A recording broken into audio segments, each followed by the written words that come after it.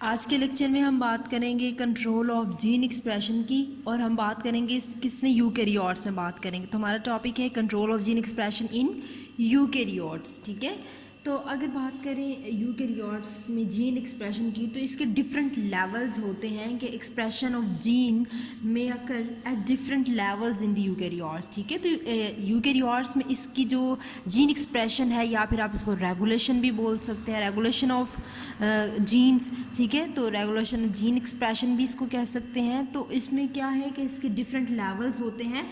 अब इसमें सबसे पहले हम बात करेंगे transcriptional control of gene expression. अभी हम सबसे पहले किसकी बात करेंगे, हम बात करेंगे ट्रांसक्रिप्शनल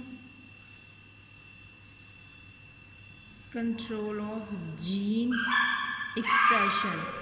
ठीक है, तो ये क्या है, ये transcriptional control of gene expression है हमारा पहला पॉइंट, हमारा पहला level transcriptional control of gene expression है।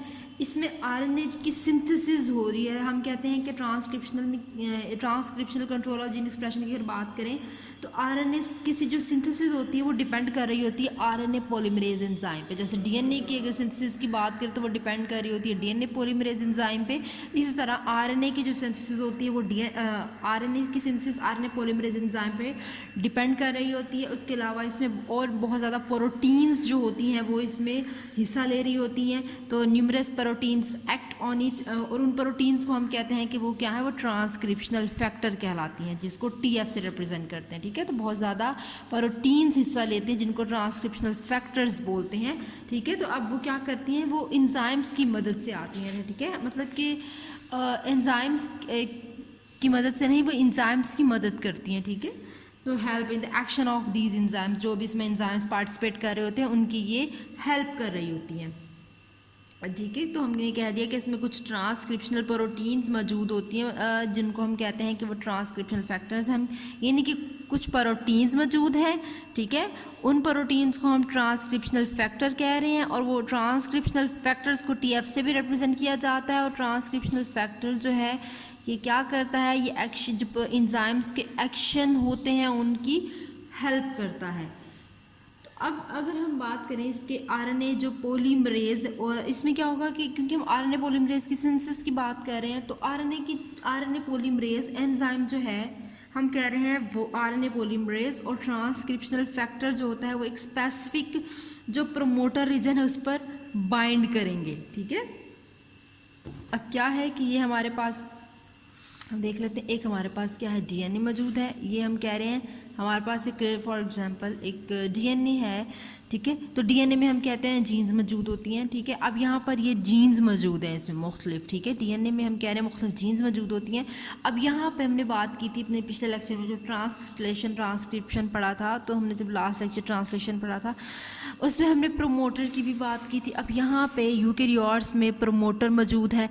ठीक है, यहाँ पर, और अब यहाँ पर अगर प्रोकैरियोट्स की भी साथ ही बात कर लें, लेकिन हम यूकेरियोट्स की पढ़ रहे हैं, तो प्रोकैरियोट्स में आसान होती है जबकि यूकेरियोट्स में मुश्किल होती है, कम्प्लेक्स होती है। उसकी क्या रीज़न होती है कि जैसे कि ये हमारे पास डीएनए है, हम कह रहे हैं कि ये हमारे पास एक जो है वो क्या है, डीएनए है। फॉर एग्ज़ाम्पल ये एक हम कह रहे हैं डीएनए है, यहाँ पर मुख्तलिफ जो है जीन्स मौजूद होती हैं। फॉर एग्ज़ाम्पल हम नाम रख लेते हैं इसको ABC।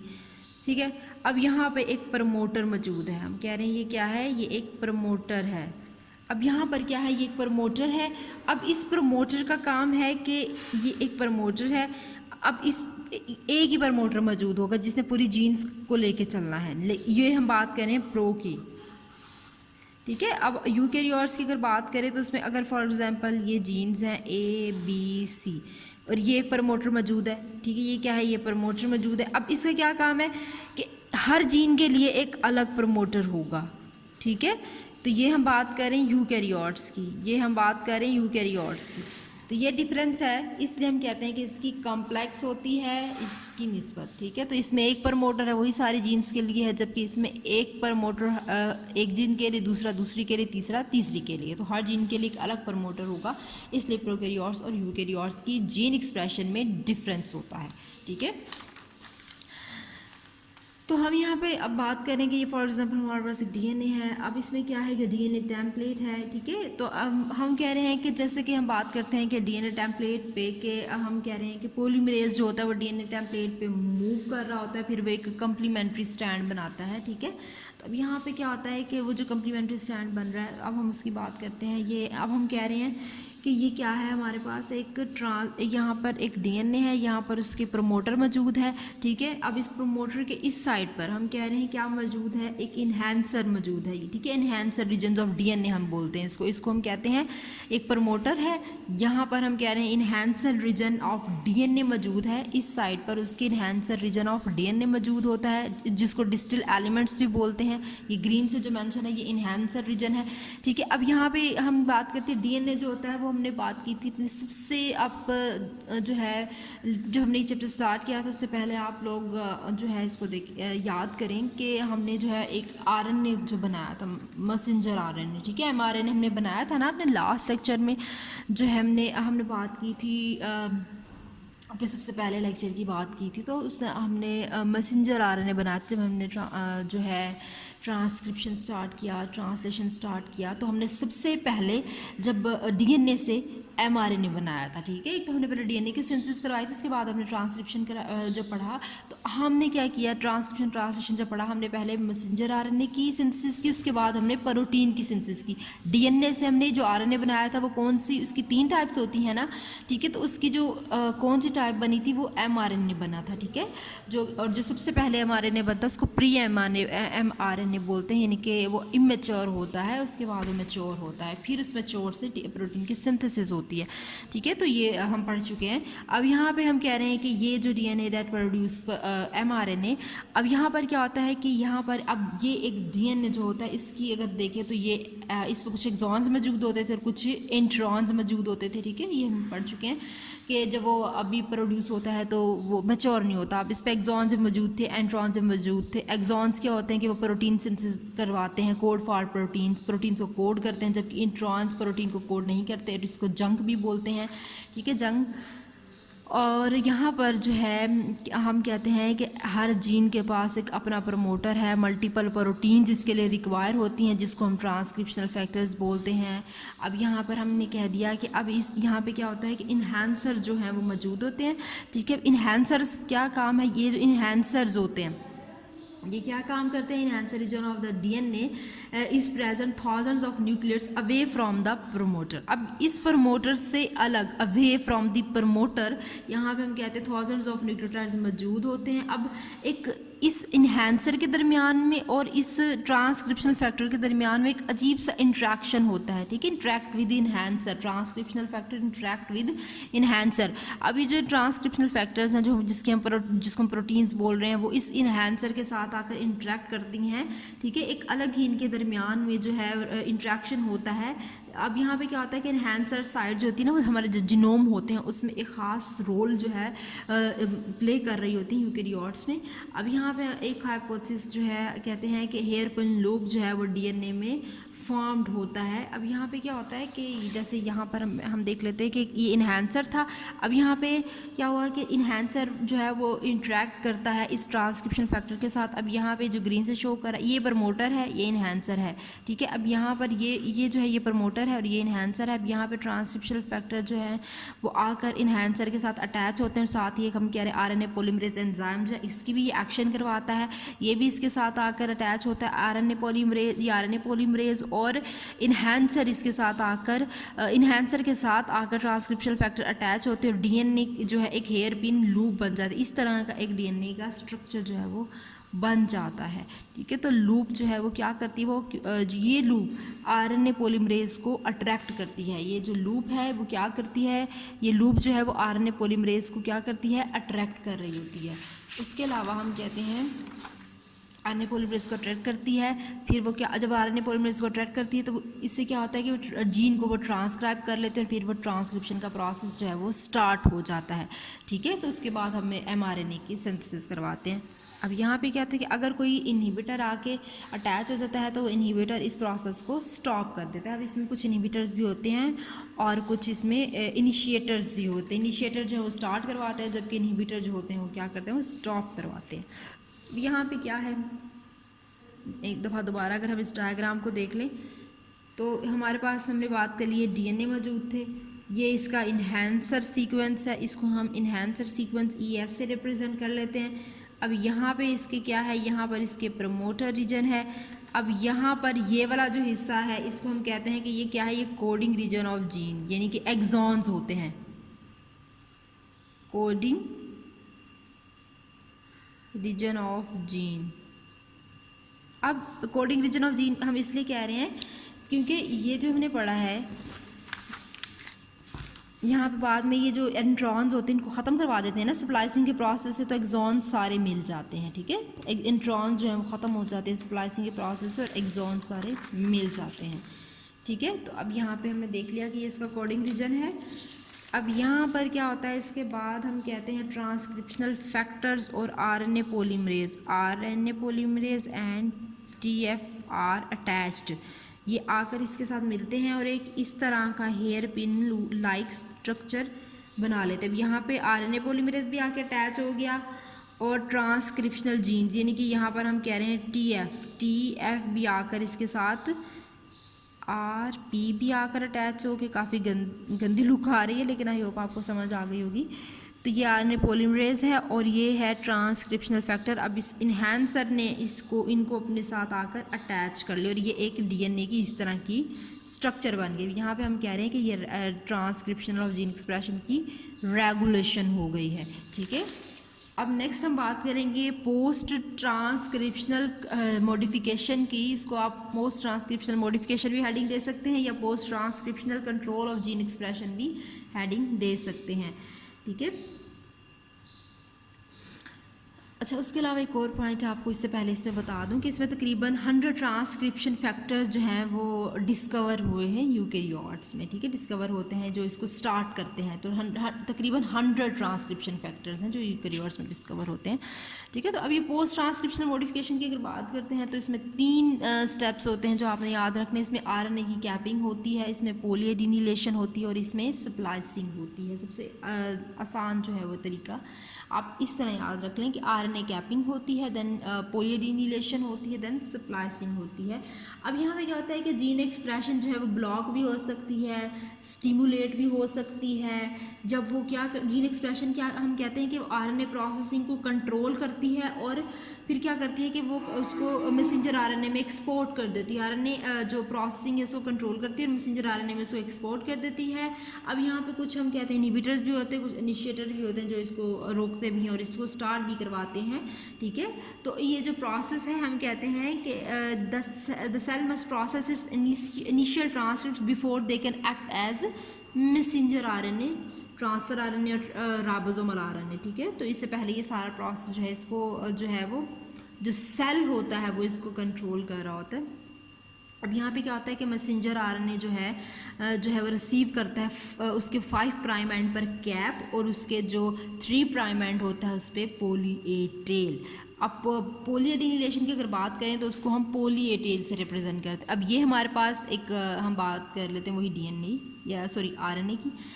अब यहाँ पे हम कहते हैं मैसेंजर RNA है, उसका एक 5 एंड है। मैसेंजर RNA की बात कर लेते हैं, उसका एक 5 एंड होता है और एक 3 प्राइम एंड है, ठीक है। ये हम डिस्कस कर चुके हैं, 5 एंड और 3 एंड होता है। अब यहाँ पर इसके इस साइड पर कैप आकर अटैच होती है और यहाँ पर इस साइड को हम कहते हैं पोली ए टेल, यानी पोलीएडिनिलेशन इसको रिप्रेजेंट करते हैं पोली ए साइट या पोली ए टेल। यहाँ पर 3 एंड पे पोली ए टेल है, जबकि इस एंड पर 5 प्राइम एंड पर हम कहते हैं कि कैप आकर क्या करती है, अटैच होती है। अब यहाँ पे जैसे कि हमने एंट्रॉन्स को जो है वो रिमूव करना है और एक्सॉन्स को। अब यहाँ पर जैसे बात करते हैं फॉर एग्जांपल ये हमारे एंट्रॉन्स है और ये हमारे एक्सॉन्स। अब यहाँ पर क्लियरली आपको समझ आ जाएगी एंट्रॉन्स, एक्सॉन्स और स्प्लाइसिंग की। तो यहाँ पर क्या हुआ, यहाँ पर एंट्रॉन्स है और एक्सॉन्स मौजूद होते हैं। अब यहाँ पे हम कहते हैं कि इंट्रॉन्स जो है वो RNA सेगमेंट में से रिमूव हो जाते हैं, जबकि एक्सॉन्स जो है जिनको कोडिंग सेगमेंट कहा जाता है वो इसी में ही मौजूद रहते हैं। अब यहाँ पे क्या आता है कि अब हम देख लेते हैं कि यहाँ पे देखें सेकेंड हमने पोलीएडिनिलेशन की बात कर ली, कैप भी बन गई और यहाँ पर देखें इसके इस एंड पर 3 प्राइम एंड पर एक पोली ए टेल भी बन जाती है। अब यहाँ पर इसके कैप भी साथ अटैच करवा देते हैं, ठीक है। तो यहाँ पर पहले कैप बनी, सेकंड इसके पोलियो टेल बन गई। अब यहाँ पे कैप और पोलियो टेल तो बन गई। उसके बाद इसमें से क्या होता है कि ये स्प्लाइसिंग का प्रोसेस करना, थर्ड स्टेप हमने स्प्लाइसिंग करनी है। अब यहाँ पर कैप है, तो अब इसमें क्या होता है, क्योंकि एक्सॉन्स हैं और एंट्रॉन्स, अब यहाँ से ये जो एंट्रॉन्स होते हैं वो स्प्लाइसिंग के प्रोसेस से इस तरह, पहले इस तरह की इसकी शेप बनती है, फिर इस तरह स्प्लाइसिंग के प्रोसेस से निकल जाते हैं, और वो जितने भी एक्सॉन्स हैं जो कोडिंग रीजन है वो इस तरह की शक्ल इख्तियार कर लेता है। तो अब ये हम कहते हैं कि मैसेंजर आरएनए जो है वो बन जाता है। अब यहाँ से मैच्योर मैसेंजर आरएनए जिसको हम कहते हैं। अब यहाँ पे अगर देखें तो जैसे कि हम बात करते हैं डीएनए से आरएनए जो है वो बनता है, डीएनए से आरएनए सिंथेसाइज होता है, ठीक है। तो डीएनए से आरएनए सिंथेसाइज होता है, फिर उसके बाद साइटोप्लाज्म में वो चला जाता है। अब यही हम देखते हैं, तो अब ये हमारे पास फॉर एग्जांपल एक हम कह रहे हैं ये क्या है, ये साइटोप्लाज्म है और ये इसका न्यूक्लियस था, ये साइटोप्लाज्म था और ये इसका न्यूक्लियस था। सबसे पहले ये हम कहते हैं कि ट्रांसक्रिप्शन होती है। ट्रांसक्रिप्शन के बाद ए पे हमने ट्रांसक्रिप्शन लिखा है, बी पे पोस्ट ट्रांसक्रिप्शन लिखा है, यानी कि ट्रांसक्रिप्शन और पोस्ट ट्रांसक्रिप्शन न्यूक्लियस में होती है, ठीक है। उसके बाद ये साइटोप्लाज्म में जाता है। पहले ट्रांसक्रिप्शन होती है, ठीक है। ट्रांसक्रिप्शन में हम कहते हैं पहले डीएनए की सिंथेसिस के बाद DNA convert into the RNA, RNA synthesize हुआ, ट्रांसक्रिप्शन हुई, ट्रांसक्रिप्शन के बाद पोस्ट ट्रांसक्रिप्शन यानी कि एमआरएनए बनता है। फिर वो एमआरएनए जो होता है वो उसके साइटोप्लाज्म में चला जाता है। तो ये पोस्ट ट्रांसक्रिप्शन हम जो है वो देख लेते हैं। तो ट्रांसलेशन और पोस्ट ट्रांसक्रिप्शन भी हमने देख लिया कि ये क्या है। अब जो है इसमें अगर हम बात कर लें कुछ इसके लाइफ स्पैन की, अगर हम देखें कि इसकी मैसेंजर आरएनए की डिग्रेडेशन की अगर बात करें कि रेगुलेशन, अभी तो हमने देखी है ना उसकी रेगुलेशन, अगर अब हम इसकी अगर बात कर लें regulation of messenger RNA degradation, तो ये जो मैसेंजर आरएनए मॉलिक्यूल हैं जब वो साइटोप्लाज्म में चला जाता है तो ये एक इम्पॉर्टेंट फैक्टर होता है कि वो प्रोटीन की सिंथेसिस को सेल में कंट्रोल करता है। जब वो मैसेंजर आरएनए साइटोप्लाज्म में चला जाता है ना, तो फिर यहाँ पर आके वो इसकी प्रोटीन की सिंथेसिस को कंट्रोल करना शुरू कर देता है। फिर यहाँ पे मैसेंजर आरएनए आकर, क्योंकि हमने प्रोटीन की सिंथेसिस करवाई थी ना लास्ट ट्रांसलेशन में, तो एमआरएनए जब साइटोप्लाज्म में आता है तो फिर वो आकर यहाँ पर क्या करता है, प्रोटीन की सिंथेसिस को कंट्रोल कर लेता है। उसके अलावा जो मैसेंजर आरएनए होता है यूकैरियोट्स में, उसके जो लाइफ टाइम्स होते हैं वो घंटों के हिसाब से, या फिर हम कहते हैं वीक्स के हिसाब से होते हैं, हफ्तों या घंटों के हिसाब से होते हैं। तो यहाँ पे हम कहते हैं कि मैसेंजर आरएनए जो है हीमोग्लोबिन के लिए, हम कहते हैं messenger RNA for haemoglobin are translated repeatedly in the developing body cells of most vertebrate species.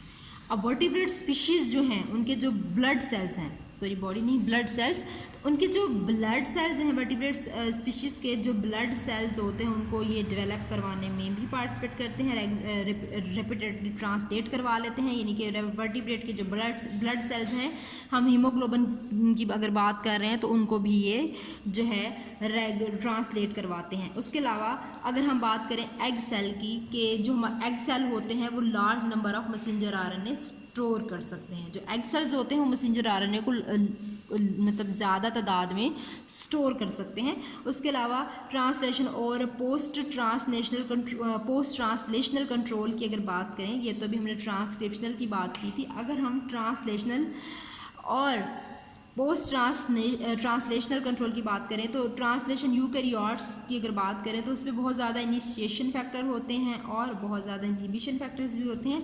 अब इसमें क्या होता है कि वो इनिशिएशन फैक्टर्स जो होते हैं, अब पहले हम इनिशिएशन फैक्टर की बात करेंगे, तो वो जो इनिशिएशन फैक्टर होते हैं, ये तो अभी हमने ट्रांसक्रिप्शन को डिस्कस किया। अगर हम अब बात कर लें, यहाँ पर लिख लेते हैं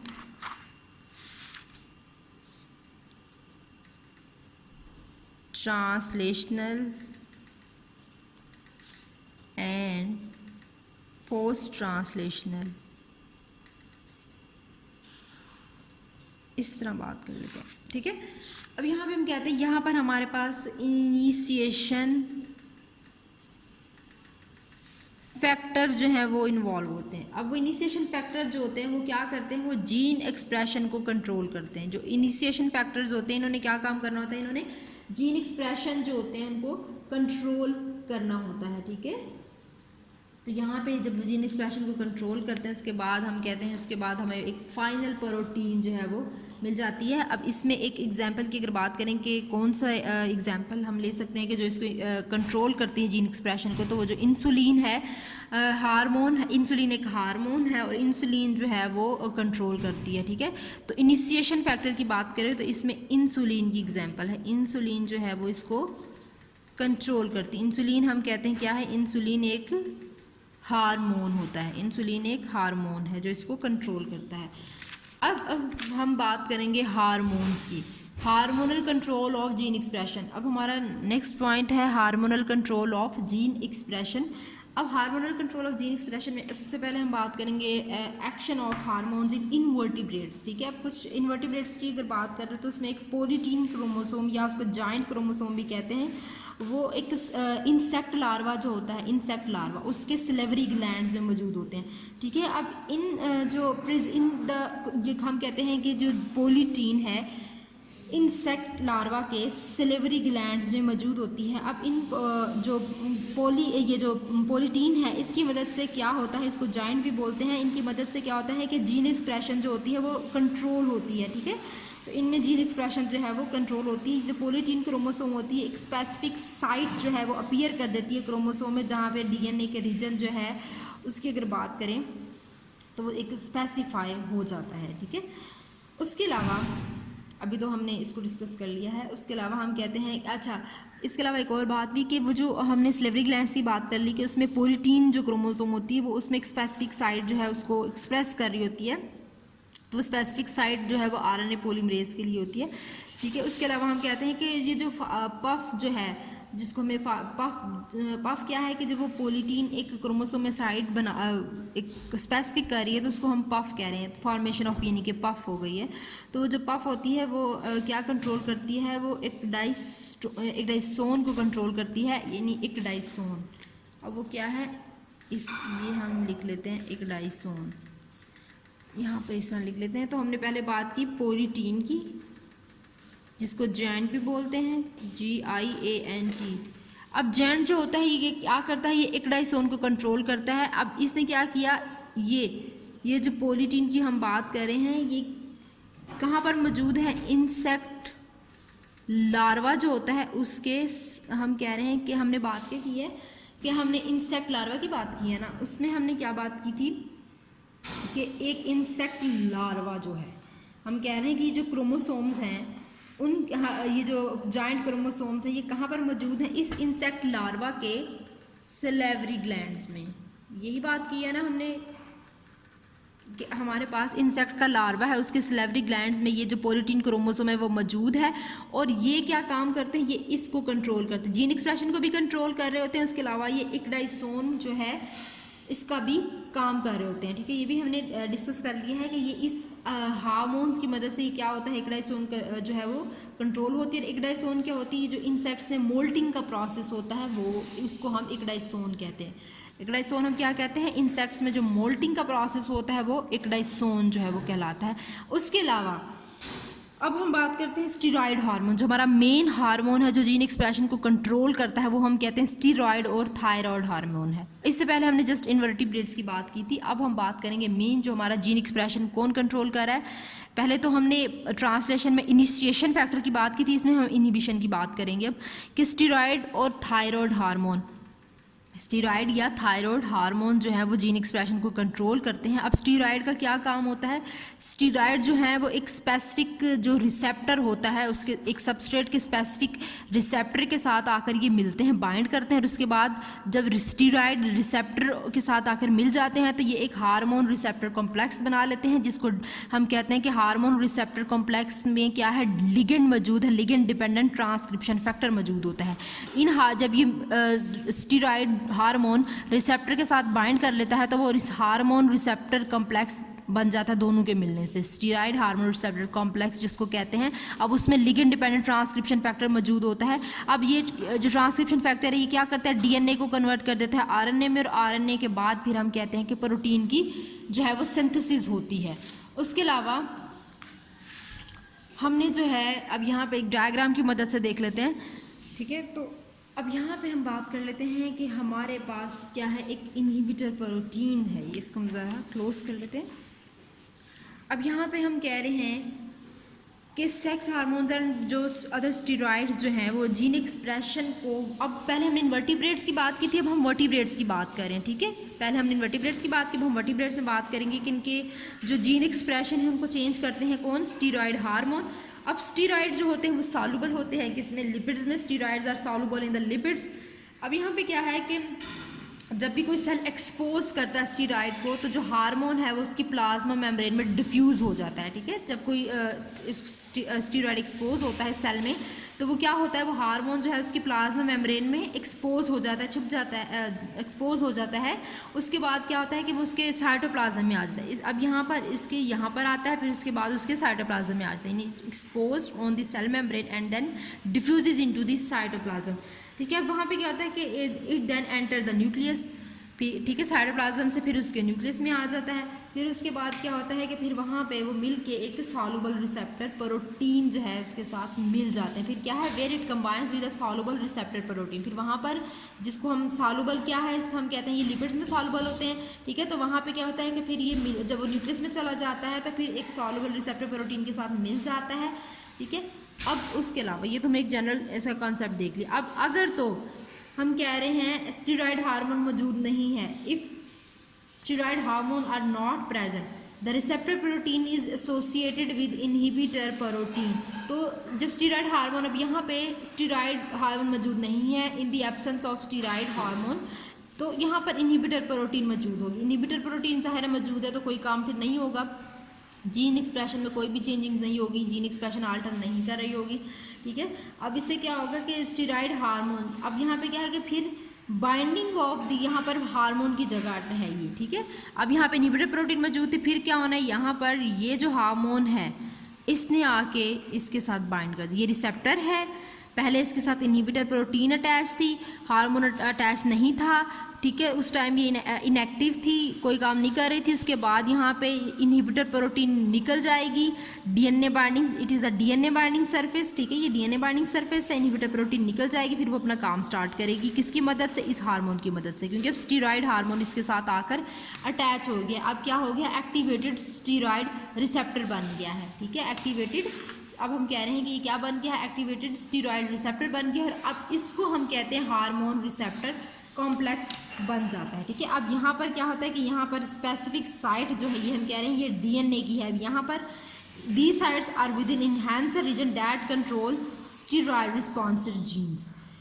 अब इन साइट्स पे क्या होता है, इन साइट्स की अगर बात करें तो इन साइट्स में हम कहते हैं कि जो इन्हेंसर रीजन होते हैं वो मौजूद होते हैं जो कि इन जीन्स को कंट्रोल करते हैं। उसके अलावा ये जो स्टेरॉइड होते हैं ये केमिकल सिग्नल्स के तौर पर भी एक्ट करते हैं, और फिर ये जो स्पेसिफिक जीन्स होती हैं एक स्पेसिफिक सेल में, ठीक है, उनको भी ये स्विच ऑन करने का काम करते हैं, ठीक है। स्विच ऑफ नहीं करेंगे, इन्होंने तो स्विच ऑफ कर रखा था, लेकिन ये उस सेल में जितने भी केमिकल सिग्नल्स होते हैं, ठीक है, स्पेसिफिक जीन में जितने भी केमिकल सिग्नल्स होते हैं उनको स्विच ऑन करने का काम करते हैं। तो इस तरह हार्मोन जो है वो इनमें जो हम कहते हैं जीन एक्सप्रेशन में कंट्रोल करते हैं, इस तरह सारा काम कर देते हैं, ठीक है। तो ये हमने देख लिया है कि रेगुलेशन ऑफ जीन एक्सप्रेशन या कंट्रोल ऑफ जीन एक्सप्रेशन किस तरह होती है।